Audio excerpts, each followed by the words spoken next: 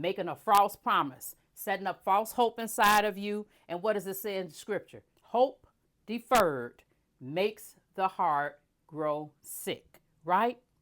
And although the narcissistic individual gets to the point where they do not want you and is discarding of you through ghosting, he still wants to put you on the shelf or inside of the toy box like a child who's very excited about getting a brand new toy. And then the newness of that toy wears off, and then he puts it on the shelf or throws it in a toy box and never plays with it again until another child comes along and like, oh, this looks exciting. Oh, maybe I'll play with it. And he turns it around and looks at it and plays with it. And then the child, no, mine, right? That's how it is with individuals who are in a relationship with a narcissist, right? They don't want to be bothered until someone else gets ready to what? Look at you. They want to believe that you are always theirs, that it's permanent ownership. But you don't know that. You belong to him no matter what, even when he doesn't want to be with you, even when he's in another relationship, even when you're in a regular relationship again, right? And all of a sudden, his new toy slash supply shows up when he's in a new relationship, but he still thinks that you are in that toy box or on the shelf for whenever he might need you. It was not your fault that you were sinned against in this matter. However, it's your responsibility to heal, to place the responsibility of your healing on a narcissistic individual by stating that you feel he should block you so you don't have to talk to him again is the same difference as a person being addicted to the substance and telling the person who's supplying it to them that they shouldn't have allowed them to buy it. It's the same difference as a person who addicted to alcohol and saying that the grocery stores and the liquor stores shouldn't sell it, right? And you're placing the responsibility on them instead of you taking the steps to do what it is you need to do to heal. The individual who's selling the product is in it for the benefits financially. Narcissists are in it for the benefit of power, control, image, whatever they can use you for, supply, using you as an emotional regulator. The last thing they want to do is to have you to thrive and heal and for them to lose their ability to control you. They would rather keep you hanging and suspended in air slash limbo like you playing a game of hangman for 20 years, except this is real life. And guess what? This is your life.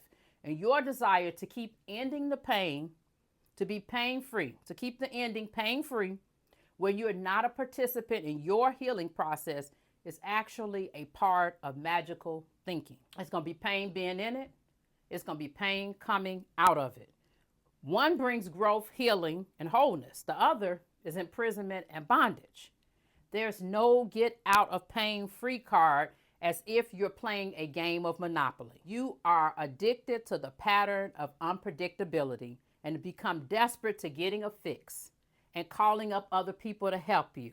You've gotten used to him calling you, texting you, DMing you, emailing you, coming by at 6:45 every day, sending you hearts and kisses and all kinds of emojis. And once it stops and they ghost you as a discard, they know you're going to come back for more. They know you're going to do a reverse Hoover. They know your pattern. They know they don't have to do anything except for ignore your calls, ignore your text messages, right? That's all they have to do.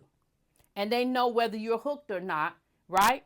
So the idea of you chasing after them to hoover them back into round two through reverse discard is what they know that's going to happen. They know that if you call or text them enough, that after about 200 times they'll answer, and they're going to put false hope into you, and they're going to start up the cycle all over again. It's going to be a merry-go-round slash toxic dance cycle slash hamster wheel of sorts.